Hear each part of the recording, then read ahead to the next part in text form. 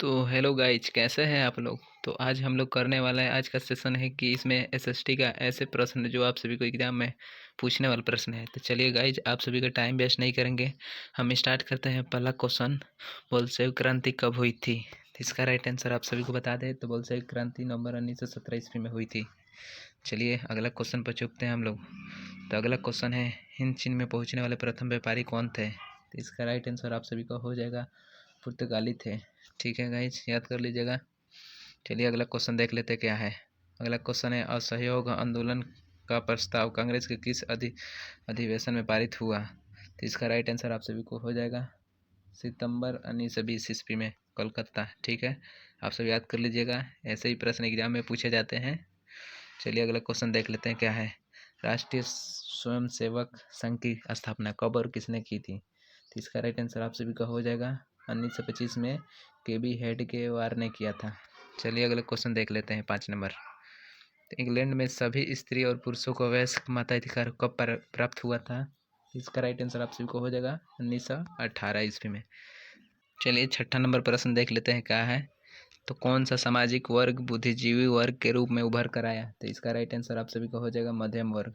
चलिए आप सब याद कर लीजिएगा, इसको बहुत महत्वपूर्ण क्वेश्चन है सब, यही सब एग्जाम में पूछे जाते हैं। चलिए अगला क्वेश्चन 7 नंबर देख लेते हैं। प्राचीन काल के किस स्थल मार्ग से एशिया और यूरोप का व्यापार होता था। तो इसका राइट आंसर आप सभी को हो जाएगा रेशम मार्ग। ठीक है, याद कर लीजिएगा, बहुत महत्वपूर्ण क्वेश्चन है। चलिए 8वां नंबर क्वेश्चन पर छूटते हैं हम लोग। आर्थिक संकट के कारण यूरोप में कौन सी नई शासन प्रणाली का उदय हुआ। तो इसका राइट आंसर आप सभी को हो जाएगा सी नंबर, फासीवादी नाजीवादी शासन। आप सब याद कर लीजिए, बहुत महत्वपूर्ण क्वेश्चन है ये सब। किस चलिए 9 नंबर प्रश्न देख लेते हैं। किस पत्र ने रातों रात वर्नाकुलर प्रेस एक्ट से बचने के लिए अपनी भाषा बदल दी। तो इसका राइट आंसर आप सभी को हो जाएगा अमृतसर पत्रिका बाजार, अमृतसर अमृतसर बाजार पत्रिका हो जाएगा। ठीक है गाइज, याद कर लीजिएगा, बहुत महत्वपूर्ण क्वेश्चन है ये, तो बहुत महत्वपूर्ण क्वेश्चन है ये, सीधे एग्जाम में आप सभी को देखने को मिल सकता है। किसने कहा मृदन ईश्वर की ही दी गई महानतम देन है, सबसे बड़ा तोहफा है। तो इसका राइट आंसर आप सभी को हो जाएगा मार्टिन लूथर। ये देखने को एग्जाम में मिल सकता है 2024 के लिए।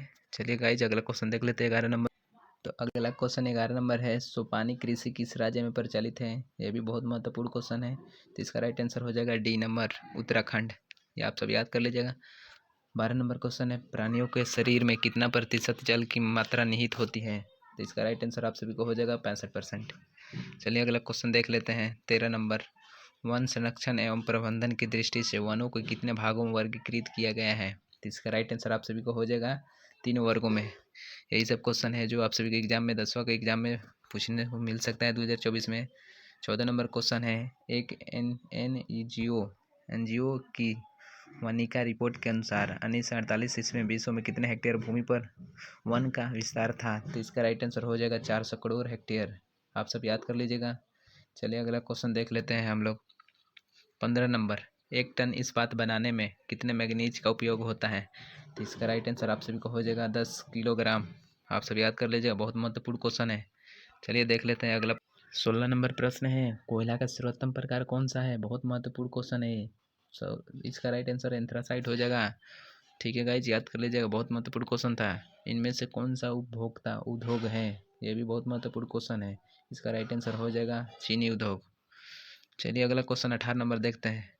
भारतीय अंतर्देशीय जलमार्ग प्राधिकरण का गठन किस वर्ष किया गया था। तो इसका राइट आंसर आप सभी को हो जाएगा 1986 ईस्वी में। आप सब याद कर लीजिए, बहुत महत्वपूर्ण क्वेश्चन है। अगला नंबर क्वेश्चन देख लेते हैं, पाइराइट किस प्रकार का खनिज का उदाहरण है। तो इसका राइट आंसर हो जाएगा अधात्विक। आप सब याद कर लीजिएगा। 20वां नंबर प्रश्न है, 2001 के गणना के अनुसार बिहार की नगरीय आबादी है। तो इसका राइट आंसर हो जाएगा सी नंबर, 10.5%। चलिए देख लेते हैं अगला प्रश्न। तो गाइज अगला क्वेश्चन है, तारी विरोधी आंदोलन निम्नलिखित में से किस प्रांत से शुरू किया गया था। तो इसका राइट आंसर आप सभी को हो जाएगा आंध्र प्रदेश। बहुत महत्वपूर्ण क्वेश्चन है ये सब, याद कर लीजिएगा।